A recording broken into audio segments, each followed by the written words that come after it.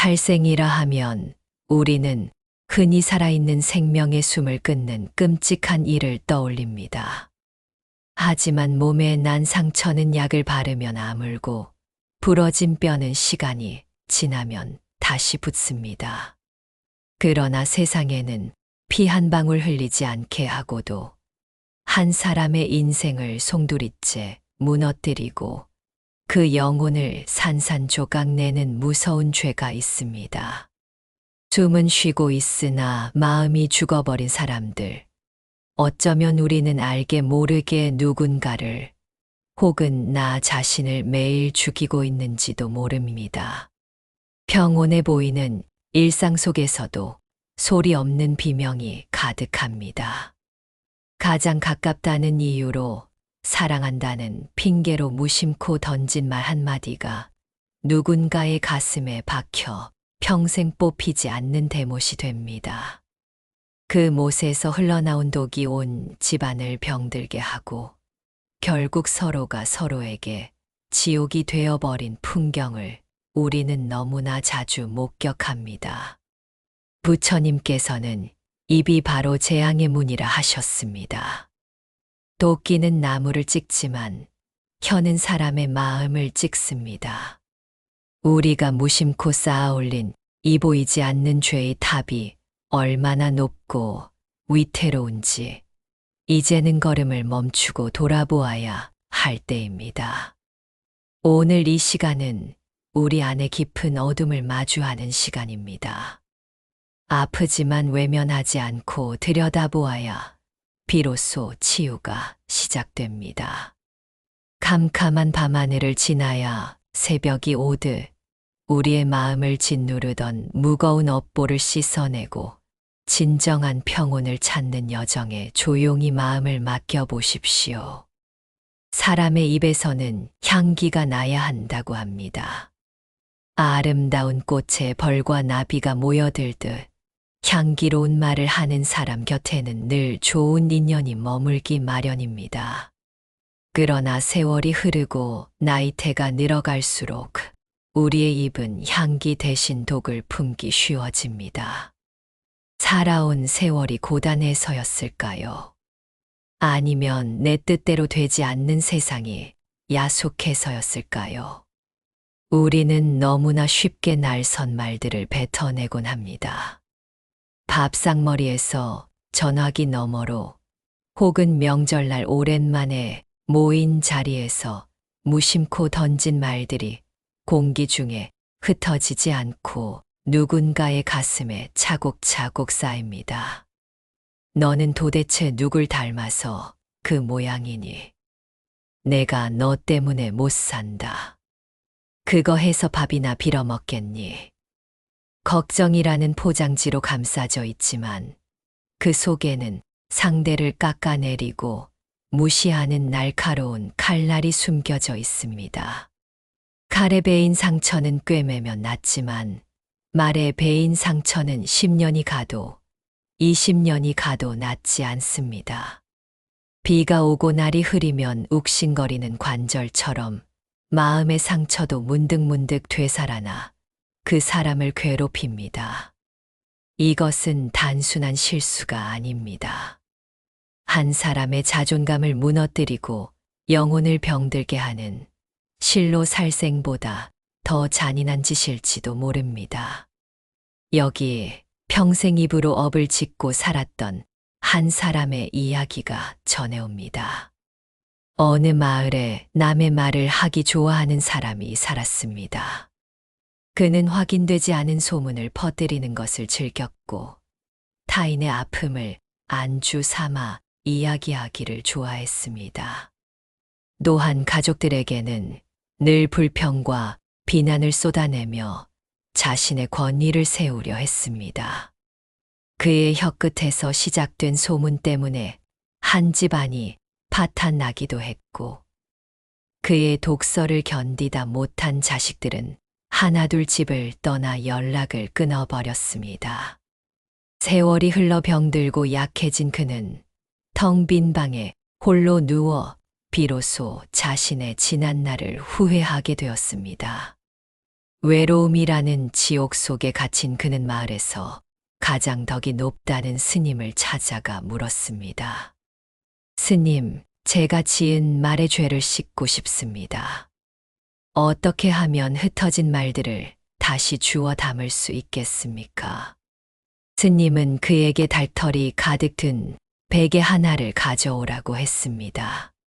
그리고는 마을 언덕 위에 올라가 베개를 뜯어 깃털을 바람에 날려 보내라고 했습니다. 그는 시키는 대로 했습니다. 수만 개의 깃털이 바람을 타고 온 마을로, 산으로, 강으로 뿔뿔이 흩어졌습니다. 스님이 다시 말했습니다. 자, 이제 가서 저 흩어진 깃털들을 하나도 빠짐없이 다시 주워 오시오. 그는 당황하며 외쳤습니다. 스님, 그게 무슨 말씀입니까? 바람에 날려 사방으로 흩어진 저 깃털들을 어떻게 다시 다 줍는단 말입니까? 그것은 불가능합니다. 그러자 스님이 그를 바라보며 나직이 말했습니다. 그렇습니다. 그대의 입에서 나간 말들도 저 깃털과 같습니다. 한 번 뱉어버린 말은 바람을 타고 퍼져나가 다시는 주워 담을 수가 없습니다. 그대가 무심코 던진 돌멩이에 개구리가 맞아 죽듯 그대의 말 한마디에 누군가의 인생은 이미 돌이킬 수 없는 상처를 입었습니다. 엎질러진 물은 다시 담을 수 없고 쏘아진 화살은 되돌아오지 않는 법입니다. 그는 그 자리에 주저앉아 통곡했지만 떠나간 사람들도 상처받은 마음들도 다시 돌아오지 않았습니다. 그가 할 수 있는 일이라곤 남은 생을 침묵 속에서 참회하며 사는 것뿐이었습니다. 이 이야기가 남의 이야기로만 들리시는지요? 조용한 밤, 가슴에 손을 얹고 내 마음의 소리를 들어봅니다. 나는 오늘 하루 어떤 말을 심었는지 돌아봅니다. 배우자에게 따뜻한 위로 대신 차가운 핀잔을 주지는 않았습니까? 자식들에게 믿음의 말 대신 불안과 걱정을 가장한 비난을 쏟아내지는 않았습니까? 혹은 나 자신에게 나는 안 돼, 내 팔자는 왜 이래 하며 스스로를 저주하는 말을 하지는 않았습니까? 부처님께서는 입안에 도끼가 있다고 하셨습니다. 그 도끼를 잘 쓰면 굵은 나무를 베어 집을 짓는 도구가 되지만 잘못 휘두르면 내 발등을 찢고 내 가족을 다치게 하는 흉기가 됩니다. 우리가 겪는 인생의 고통 중 상당 부분은 바로 이 입에서 시작됩니다. 화가 치밀어 오를 때, 억울한 마음이 들 때, 우리는 그 감정을 배설하듯 말로 쏟아냅니다. 그러면 속이 시원해질 것 같지만 실상은 그렇지 않습니다. 나쁜 말은 뱉는 순간 내 귀가 가장 먼저 듣고 내 뇌가 가장 먼저 기억합니다. 남을 해치려던 독침에 내 입안이 먼저 헐어버리는 것과 같습니다. 말은 마음의 소리이자 그 사람의 인격입니다. 그릇이 작은 사람은 넘치는 물을 감당하지 못해 밖으로 쏟아내듯 마음의 여유가 없는 사람은 감정을 거르지 못하고 거친 말로 쏟아냅니다. 반면 깊은 강물처럼 마음이 깊은 사람은 돌멩이를 던져도 소리 없이 품어냅니다. 이제 인생의 가을을 지나 겨울로 가는 길목에서 우리는 어떤 말그릇을 가져야 할까요?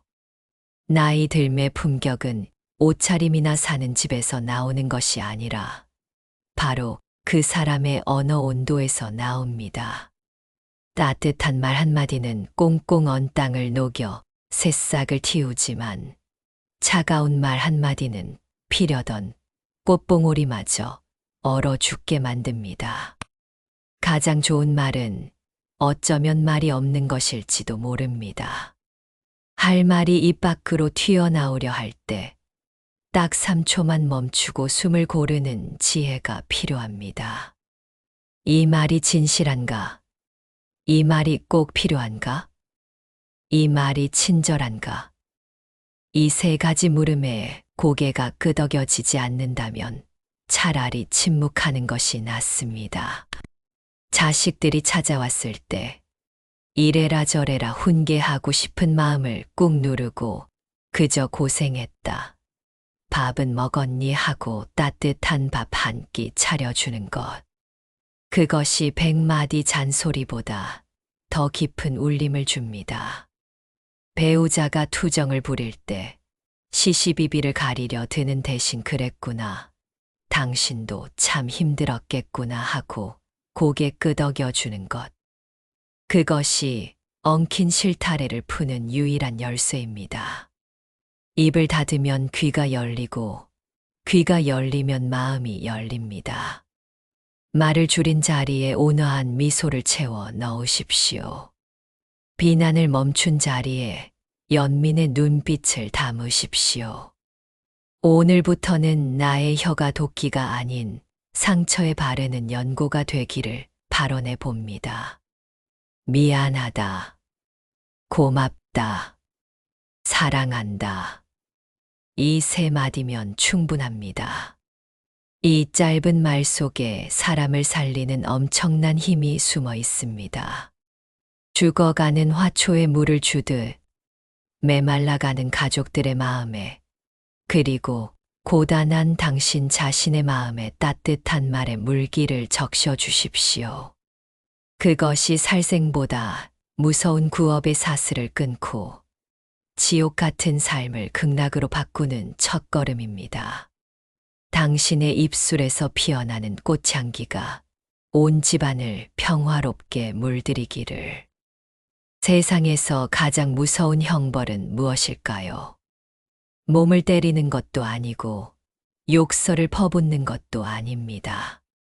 그것은 바로 투명 인간 취급을 하는 것입니다.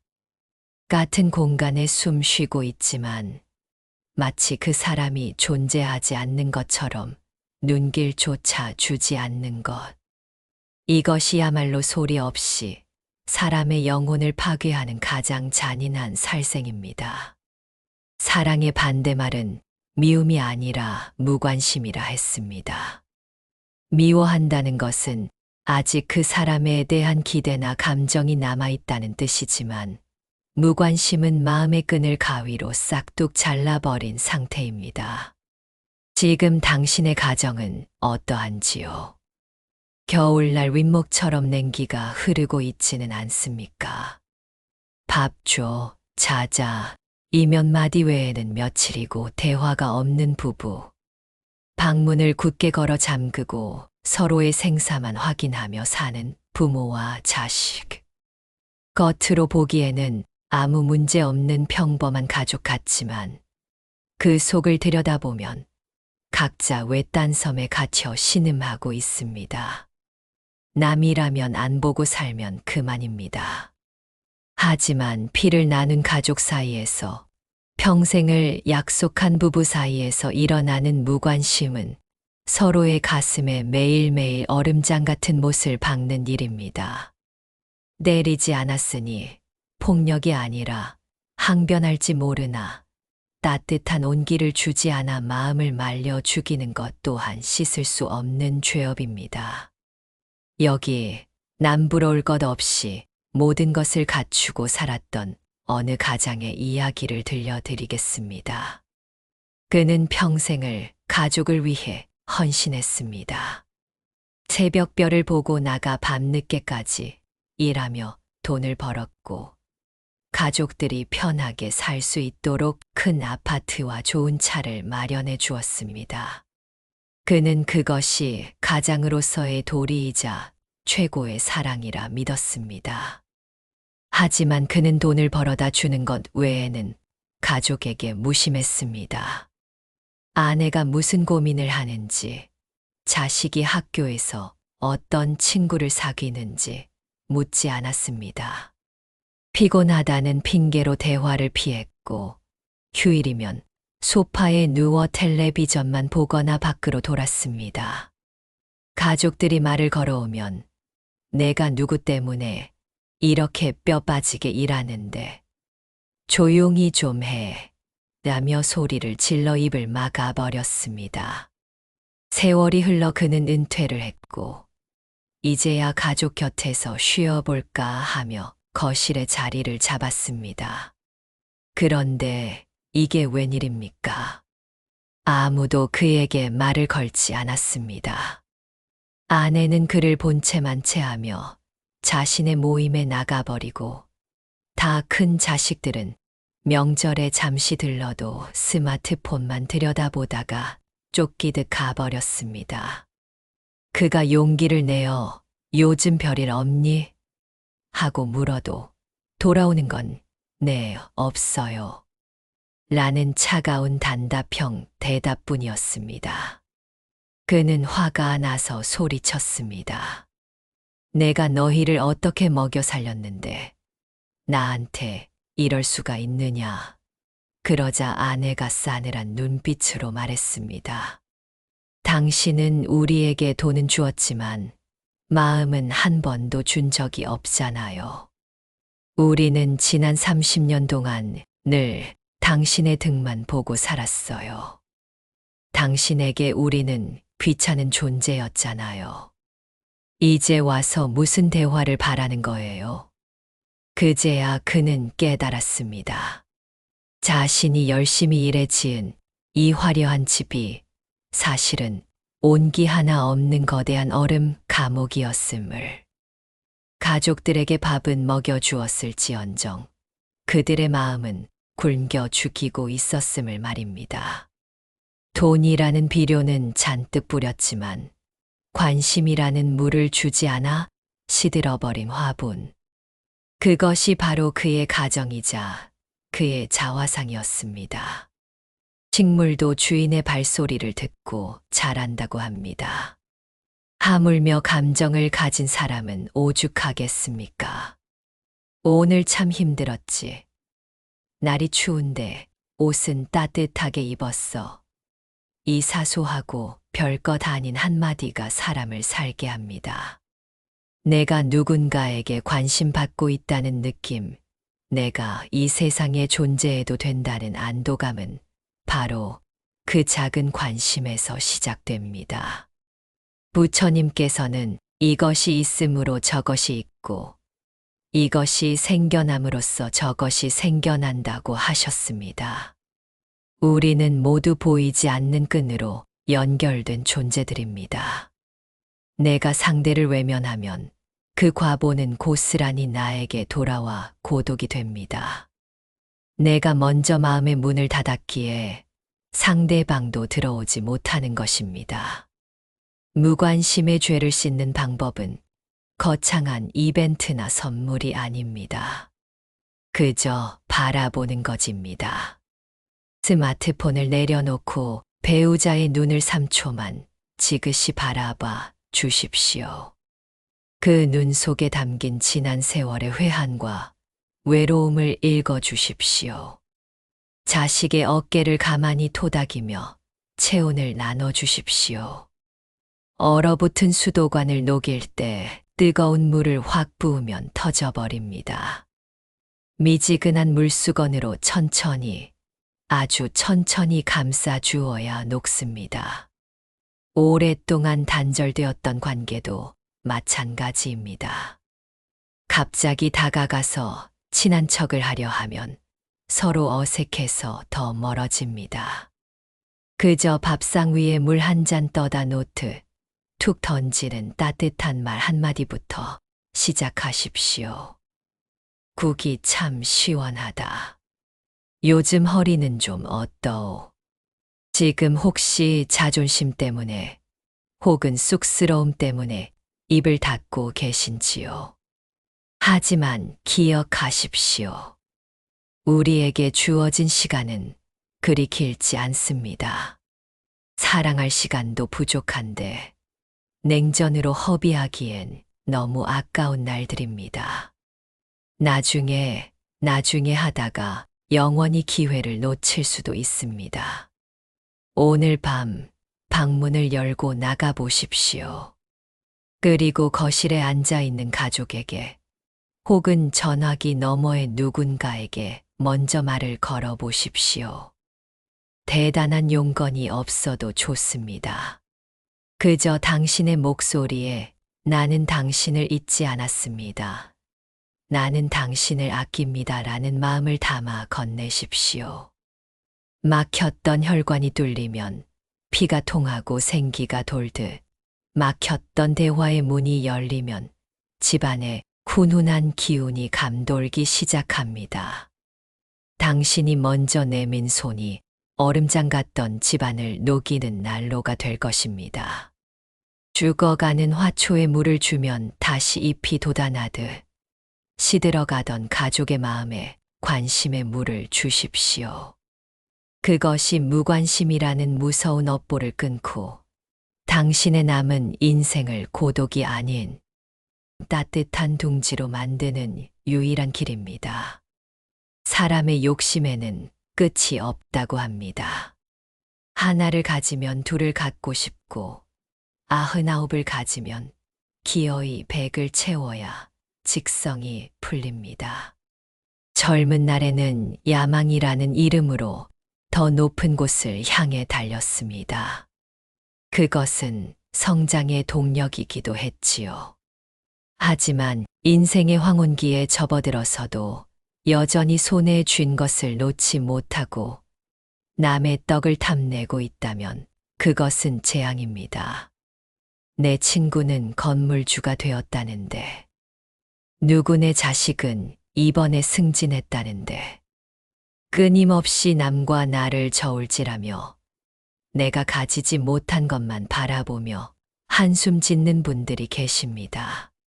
지금 내 손에도 충분히 귀한 것들이 쥐어져 있는데 남의 손에 들린 보석을 쳐다보느라 정작 내 손 안에 꽃이 시들어가는 줄 모릅니다.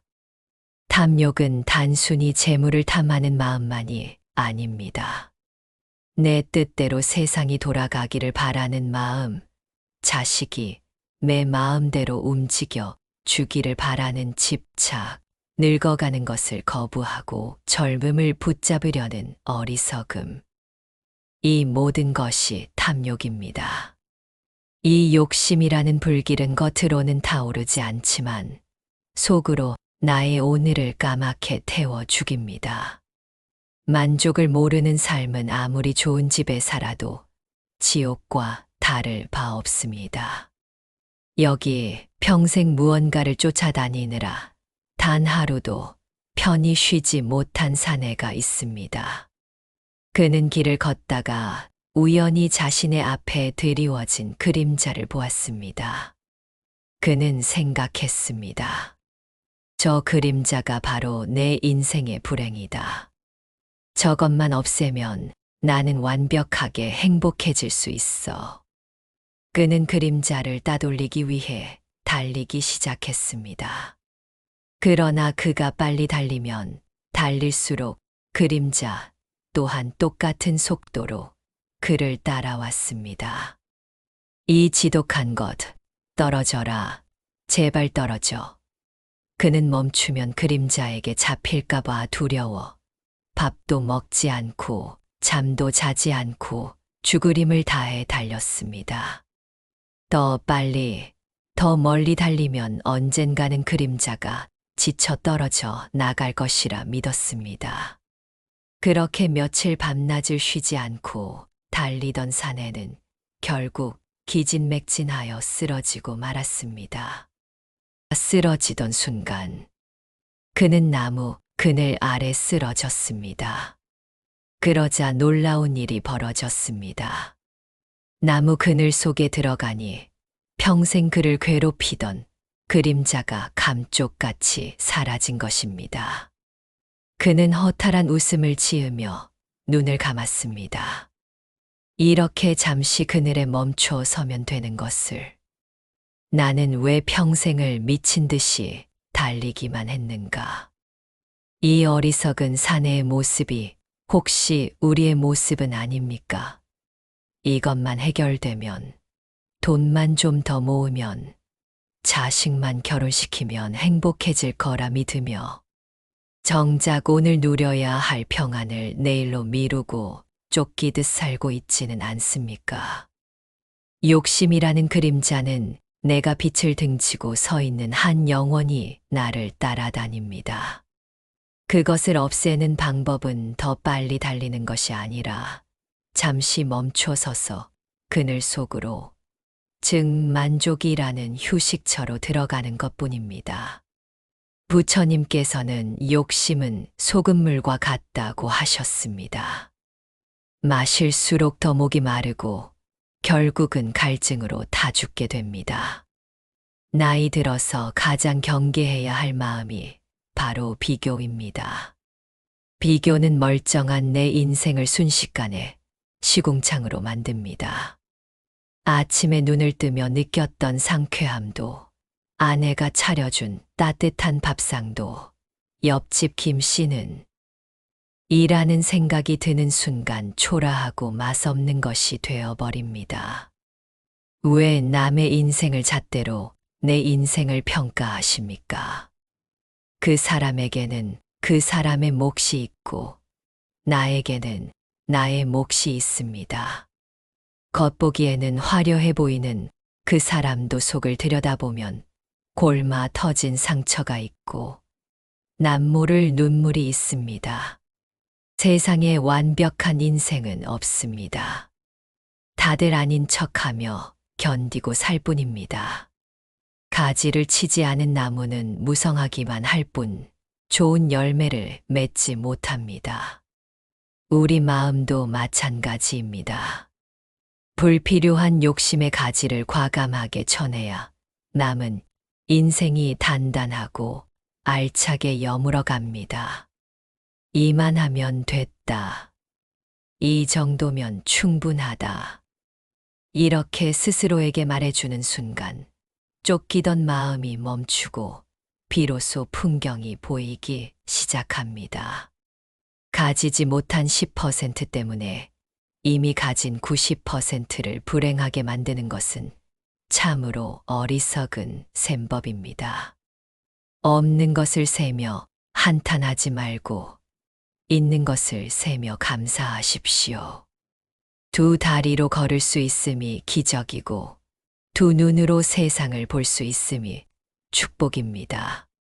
우리는 올 때도 빈손이었고 갈 때도 빈손입니다. 주위에는 주머니가 없다고 하지요. 평생을 아등바등 모은 재물도, 그토록 중요하게 여겼던 자존심도 마지막 순간에는 티끌만큼도 가져갈 수 없습니다. 가져갈 수 없는 것에 목숨 걸지 마십시오. 대신 마음에 가져갈 수 있는 것을 채우십시오. 욕심을 비워낸 자리에 들어차는 맑은 바람, 타인을 향한 너그러운 마음, 작은 것에도 감탄할 줄 아는 순수함. 이것들은 죽음 너머까지 우리를 따라오는 밝은 빛이 됩니다.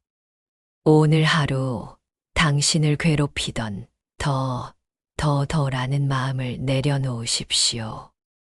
그 마음을 내려놓는 순간 당신은 세상에서 가장 홀가분하고 부유한 사람이 됩니다. 움켜쥔 주먹을 펴면 온 세상을 다 가질 수 있습니다. 지금 당신의 눈앞에 있는 찻잔 하나, 창가에 비치는 햇살 한 줌. 그것만으로도 당신의 오늘은 충분히 아름답고 완전합니다. 욕심을 버린 그 자리가 바로 극락입니다. 살면서 우리는 수많은 사람을 용서하며 살아왔습니다. 나에게 상처 준 친구도, 속썩이던 자식도, 무심했던 배우자도 세월이라는 강물에 씻어 흘려보냈습니다. 그런데 정작 죽을 때까지 용서하지 못하고 멱살을 잡고 있는 사람이 하나 있습니다. 바로 거울 속에 있는 나 자신입니다. 나이 들어 혼자 있는 시간이 길어지면 기억의 창고에 먼지 쌓인 상자들이 하나둘 열리기 시작합니다. 그리고 그 안에서 후회라는 이름의 낡은 장부들이 쏟아져 나옵니다. 그때 내가 왜 그런 선택을 했을까? 그때 내가 조금만 더 참았더라면, 부모님 살아계실 때 따뜻한 밥 한 끼 못 해드린 것이 천추의 한이구나. 자식 놈 가슴에 못 박은 내가 무슨 낯으로 행복을 바라나. 지나간 과오들이 뼈아픈 가시가 되어 밤마다 이불 속에서 나를 찌릅니다. 남들은 다 잊었다고 하는데, 괜찮다고 하는데, 유독 나만 그 기억을 붙들고 놓아주지 않습니다. 마치 스스로를 죄인이라 낙인 찍고 마음이라는 감옥에 가두어 둔 채 햇빛 한 줌 들어오지 못하게 막고 있는 것 같습니다. 내가 나를 미워하고 내가 나를 학대하는 것. 이것이야말로 내 영혼을 서서히 말려 죽이는 살생보다 더 슬프고 무서운 업보입니다. 여기 아주 먼 길을 걸어가야 하는 한 여행자가 있습니다. 그는 등에 커다란 자루 하나를 메고 있는데 그 자루에서는 고약한 악취가 진동을 하고 썩은 물이 뚝뚝 떨어져 옷을 다 버리고 있었습니다. 지나가던 스님이 코를 막으며 물었습니다. 여보시오, 그 자루 안에 도대체 무엇이 들어있기에 그토록 냄새가 나고 무거워 보입니까? 어서 내다 버리시지요. 여행자는 힘겹게 숨을 몰아쉬며 대답했습니다. 이것들은 제가 살면서 저지른 실수와 잘못들입니다. 썩은 감자처럼 변해버린 내 부끄러운 과거들이지요. 냄새가 나고 무겁지만 제가 지은 죄인이 평생 짊어지고 가며 벌을 받아야 하지 않겠습니까? 스님은 안타까운 표정으로 말했습니다. 그 감자들은 이미 썩어서 거름으로도 쓸 수 없습니다. 그것을 짊어지고 있다고 해서 과거가 바뀌는 것도 아니고 죽은 감자가 살아나는 것도 아닙니다. 오히려 그 독한 냄새 때문에 당신 곁에 아무도 다가오지 못하고 당신의 건강만 해치고 있지 않습니까? 짐을 내려놓는 것은 회피가 아닙니다. 썩은 것을 버려야 새 감자를 담을 수 있듯이 과거를 놓아주어야 당신이 오늘을 살 수 있습니다. 여행자는 그제야 등 뒤에 짐을 내려놓았습니다. 쿵 하고 자루가 땅에 떨어지는 순간 그는 날아갈 듯한 가벼움을 느꼈습니다. 악취가 사라진 자리에 비로소 꽃향기가 불어오기 시작했습니다. 그는 썩은 감자를 짊어지고 걷느라 보지 못했던 길가의 아름다운 풍경을 그제야 눈에 담을 수 있게 되었습니다. 우리의 모습도 이 여행자와 다르지 않습니다. 이미 흘러가 버린 과거의 실수, 되돌릴 수 없는 후회들을 썩은 감자처럼 짊어지고 오늘이라는 귀한 시간을 죄책감으로 더럽히고 있지는 않습니까? 이제 그만 당신 자신을 그 감옥에서 꺼내 주십시오. 당신이 그때 그런 선택을 했던 것은 당신이 악한 사람이어서가 아닙니다. 그때는 그것이 최선이라 믿었기 때문입니다. 혹은 너무 어렸거나 너무 힘들었거나 아는 것이 부족했을 뿐입니다. 누구나 서툰 시절이 있고 누구나 넘어지는 순간이 있습니다. 시린이 아닌 이상 어떻게 평생 한 점 부끄럼 없이 살 수 있겠습니까? 부처님께서는 지나간 일은 쫓지 말라고 하셨습니다. 과거의 나를 지금의 잣대로 심판하지 마십시오. 30년 전의 당신, 40년 전의 당신은 거친 세파 속에서 살아남기 위해, 가족을 지키기 위해 눈물겨운 사투를 벌였습니다. 그때의 당신을 비난하는 대신 가만히 안아주어야 합니다. 많이 힘들었지. 몰라서 그랬던 거 안다. 그래도 너는 버티고 살아남았지 않느냐. 스스로를 용서하는 것은 뻔뻔한 것이 아닙니다. 망가진 나를 고쳐서 다시 세상에 쓰이게 하는 자비심입니다. 내가 나를 용서해야 남도 진정으로 용서할 수 있습니다. 내 마음이 지옥인데 누구에게 천국을 보여줄 수 있겠습니까? 자식이 부모에게 바라는 것은 부모가 평생 죄책감에 시달리며 우울하게 사는 모습이 아닙니다. 지난 날의 아픔을 딛고 남은 날들이라도 환하게 웃으며 편안하게 지내는 모습입니다. 당신이 행복해지는 것이야말로 당신이 상처 줬던 사람들에게 할 수 있는 최고의 속죄입니다. 자, 이제 눈을 감고 마음속의 감옥문을 바라보십시오. 그 문을 잠그고 있는 녹슨 자물쇠의 이름은 후회입니다. 하지만 그 자물쇠를 열 수 있는 열쇠도 당신의 손안에 쥐어져 있습니다. 그 열쇠의 이름은 바로 수용입니다. 그래, 그런 일도 있었다. 하지만 그것이 내 인생의 전부는 아니다. 열쇠를 꽂고 돌리십시오.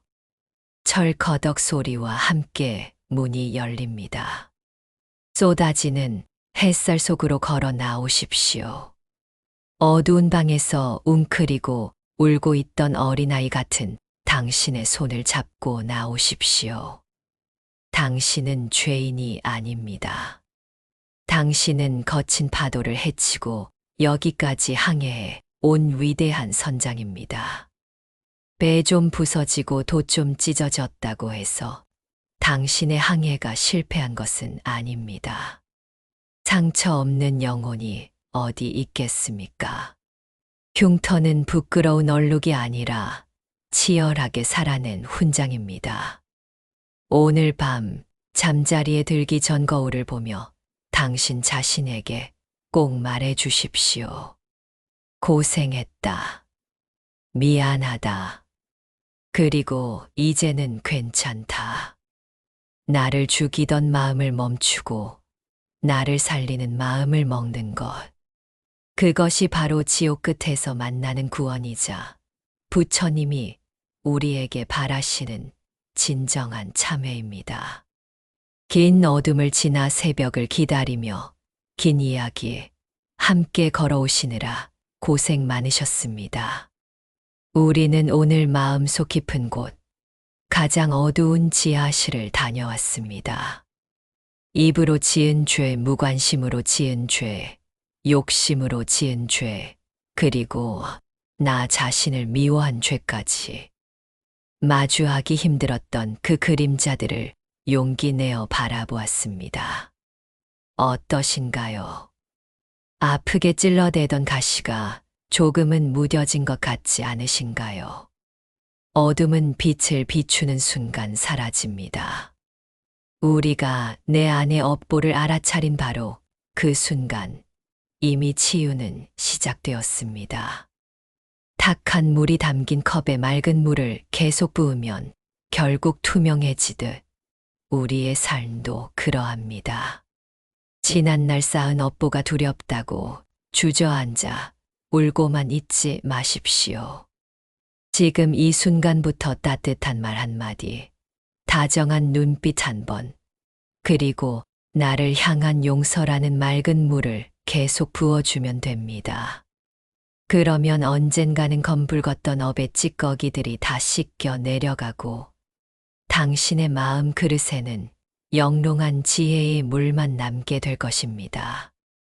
나이 들문 그 맑은 물을 담기 위해 그릇을 비우는 과정입니다.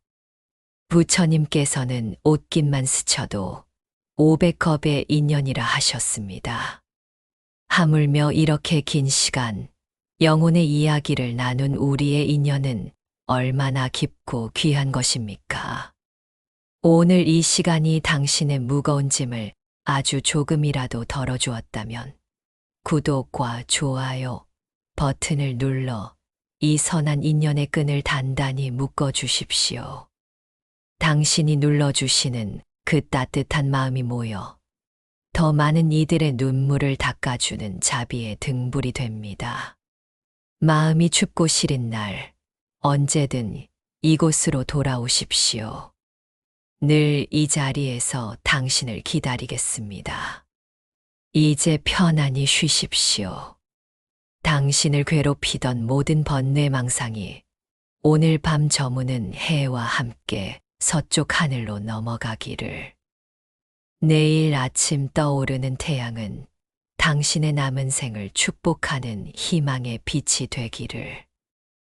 당신의 입가에 험한 말 대신 연꽃 같은 미소가 피어나고 당신의 가슴에 찬바람 대신 봄바람이 불어오기를 간절히 바랍니다. 과거는 지나갔고 미래는 오지 않았습니다. 오직 당신이 숨쉬는 지금 이 순간만이 진실합니다. 부디 스스로를 귀하게 여기십시오. 당신은 우주에서 단 하나뿐인 소중한 존재입니다. 두 손 모아 당신의 평온을 빕니다. 날마다 좋은 날 되십시오. 마하바냐바라밀.